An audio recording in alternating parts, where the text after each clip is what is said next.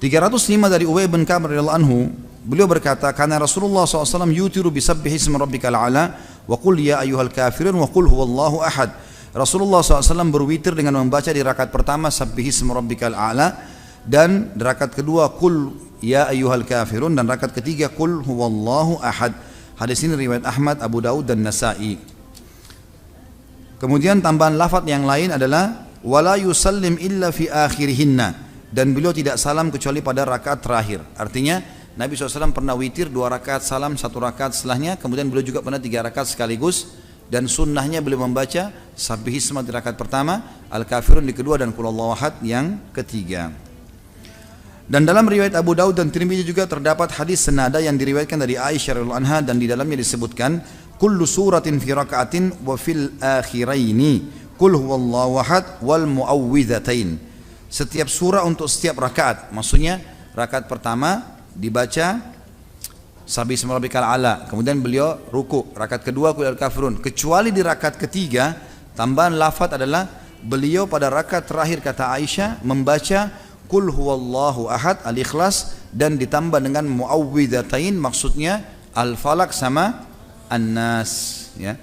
Jadi setelah lam yalid wa lam yulad wa lam yakul lahu kufuwan ahad, lalu dibaca lagi bismillah, kemudian qul a'udzu birabbil falaq sampai selesai, lalu bismillah qul a'udzu birabbin nas. Dan hadis ini tentu hadis yang sahih, diriwayatkan Abu Daud nomor 63, Tirmidzi nomor 327.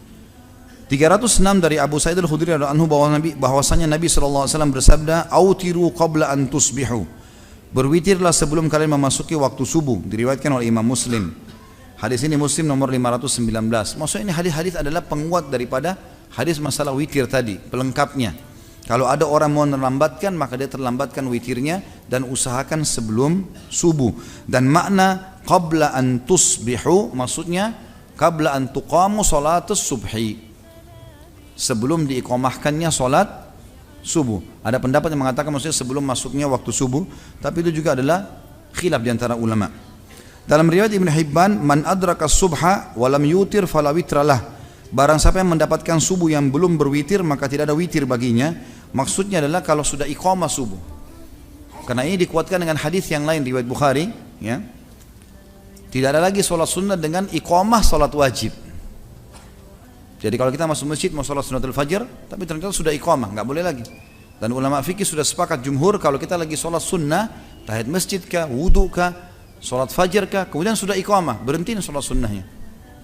Kita langsung berhenti, langsung ikut, insya Allah sudah dapat pahalanya. Karena sudah tidak ada lagi sholat sunnah dengan iqamah sholat wajib, itu maksudnya. 307 dari Abu Sa'id al-Khudri radhiyallahu anhu, beliau berkata Rasulullah SAW bersabda, man nama anil witri aw nasiyahu falyusalli idza asbaha aw dzakar.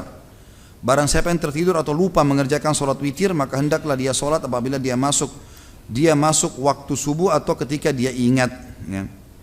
Ini sebenarnya terjemahan keliru, ya. Falyusalli idza asbaha, terjemahannya keliru di sini. Semestinya hendaklah dia salat pada saat dia masuk pagi hari, bukan masuk waktu subuh, ya. Karena beda antara kalimat asbaha dengan adrakas subhi, ya. Kalau dia dikatakan sini idza asbaha maksudnya tiba pada pagi hari, dia bangun ternyata sudah iqamah subuh, lalu kemudian dia kehilangan witir, maka dia kerjakan setelah terbit matahari, sebagaimana sudah kita jelaskan tadi. Atau dia kerjakan pada saat dia mengingatnya. Dan hadis ini riwayat Imam 5 kecuali Nasa'i, ya.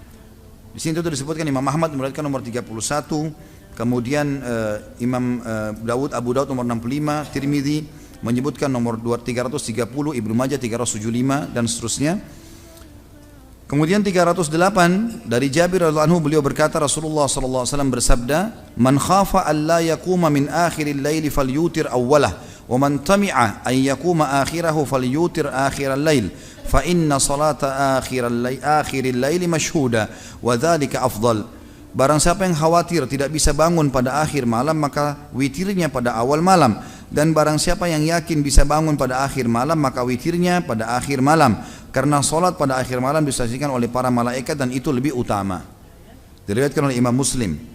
Hadis ini riwayat Imam Muslim nomor 520. Dan ini sudah kita jelaskan tadi tentang masalah awal waktu atau akhir waktu. Intinya dua-duanya boleh dikerjakan tergantung kemampuan seseorang. Dan hadis yang terakhir, maaf, masih 313 ya. Baik, dari 309 dari Ibnu Umar radhiyallahu bahwasanya Nabi SAW bersabda, "Idza tala al-fajru faqad dhahaba kullu salatil laili wal witr, fa'autiru qabla tulu'il fajr." Apabila fajar telah tiba, maksudnya telah masuk waktu salat subuh, maka hilanglah setiap salat malam dan witir, maka berwitirlah sebelum salat fajar atau terbit fajar. Diriwayatkan oleh Imam Tirmidzi, dan ini maksudnya adalah dia sholat witir sebelum iqamah subuh sebagaimana sudah kita jelaskan. Dan kalau ketinggalan berarti dia boleh kerjakan pada saat terbit matahari sebagaimana juga sudah kita paparkan sebelumnya.